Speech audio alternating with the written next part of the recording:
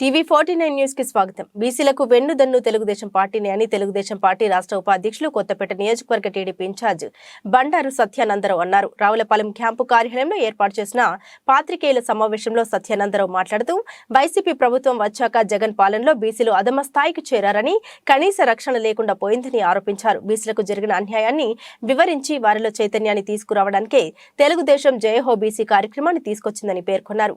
బీసీలు బలహీనులు కాదు, బలవంతులే అని తెలుగుదేశం పార్టీ నిరూపించేలా పోరాటం చేస్తుందని అన్నారు.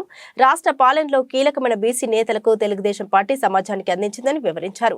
జగన్ ప్రభుత్వంలో బీసీలకు అన్యాయమే జరుగుతుందని 56 కార్పొరేషన్లు పెట్టామని డబ్బాలు కొట్టడం తప్పితే నిధులు ఇచ్చి వారికి అండగా నిలబడలేదని పేర్కొన్నారు. వైసీపీ పాలనలో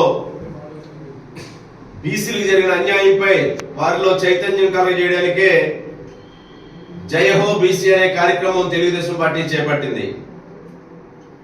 బీసీలు బలహీనులు కాదు, బలవంతులు అని చాటి చెప్పేదే తెలుగుదేశం పార్టీ సిద్ధాంతం. అనేక మంది బీసీ నాయకుల్ని ఈ రాష్ట్రానికి అందించినటువంటి ఘనత కూడా తెలుగుదేశం పార్టీదే. వైసీపీ ప్రభుత్వం అధికారంలోకి వచ్చిన తర్వాత సగం జనాభా పైగా ఉన్నటువంటి బీసీ వర్గాలకి అన్నిటా కూడా అన్యాయమే జరుగుతూ ఉంది.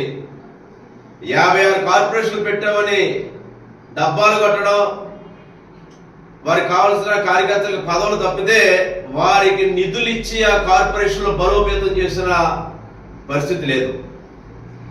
56 కార్పొరేషన్లు 132 కోట్లు అంటే బీసీలకు కేటాయించవలసిన డబ్బులు 1% కూడా కాదు. బీసీ సప్లాన్ కింద వేలాది కోట్ల రూపాయలు బీసీలకు అందించవలసిన అవసరం ఉంది. గత ప్రభుత్వ హయాంలో బీసీ వర్గాల వారి కోసం స్వయం ఉపాధి పథకాలు కానీ, ఆదరణ ద్వారా 90% రాయితీలతోటి పనిముట్లు అందించే కార్యక్రమాలు కానీ అనేక ఆనాడు అమలు చేయడం జరిగింది. ఈనాడు చూస్తే బీసీలను వంచిస్తూ ఉన్నారు. కేవలం సామాజికంగా గౌరవిస్తున్నామనే ఆలోచనతో పదవులు చూపిస్తూ ఉన్నారు. అధికారాన్ని ఏమో రెడ్లు అనుభవిస్తూ ఉన్నారు. నామినేటెడ్ పదవులు చూసుకుంటే రెడ్డి సామాజిక వర్గం వారికి ఎక్కువ అవకాశం ఇచ్చారు. మరి ప్రభుత్వం అధికారం కూడా కేవలం 4 రెడ్డి సామాజిక వర్గ నేతలే పరిపాలన చేస్తూ ఉన్నారు తప్ప బీసీ, ఎస్సీ, మైనార్టీ ఎస్టీ సామాజిక వర్గాల వారు కేవలం అలంకారప్రాయంగానే ఆ పదవులు ఉన్నాయనేది ప్రస్తుత పరిస్థితుల్లో అర్థం పడతా ఉన్నాయి. బీసీల కోసం ప్రత్యేకంగా ఏ విధమైన కార్యక్రమాలు అమలు చేసిన దాఖలాలు లేవు. నవరత్నాల పేరుతో అందరికీ ఒకటే కార్యక్రమం అనే విధానం తప్పితే వెనుకబడిన వర్గాలు అన్ని రంగాల్లోనూ కూడా వెనుకబడినటువంటి వారి అభ్యున్నతి కోసం చేపట్టిన పథకాలు ఏవి కూడా కానరావట్లేదు. అదే కాకుండా రిజర్వేషన్స్ కూడా నష్టపోవడం జరిగింది. గతంలో 34% రిజర్వేషన్లో స్థానిక సంస్థల్లో ఉంటే అది 24% రిజర్వేషన్లో నష్టపోయే పరిస్థితి ఈ వైసీపీ ప్రభుత్వం వల్ల, జగన్మోహన్ రెడ్డి వల్లే అది జరిగింది. దాన్ని ప్రభుత్వం బీసీలకి ఘోరమైన అన్యాయం చేసింది. దీన్ని ఖండిస్తూ ఉన్నాం.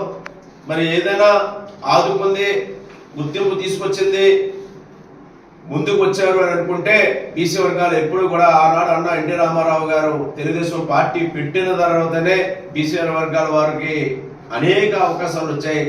మళ్ళా చంద్రబాబు నాయుడు గారు ముఖ్యమంత్రి అయిన తర్వాత దాన్ని ఇంకా ముందుకు తీసుకురావడం జరిగిందనే విషయాన్ని తెలియజేస్తా ఉన్నాను.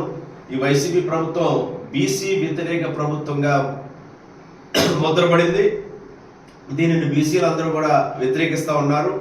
జయహో బీసీ ద్వారా ఈ ప్రభుత్వం చేస్తున్న బీసీ వర్గాల మీద అనేక మంది మీద దాడులు చేయడం జరుగుతూ ఉంది. సుమారు 650 మంది మీద దాడులు చేశారు.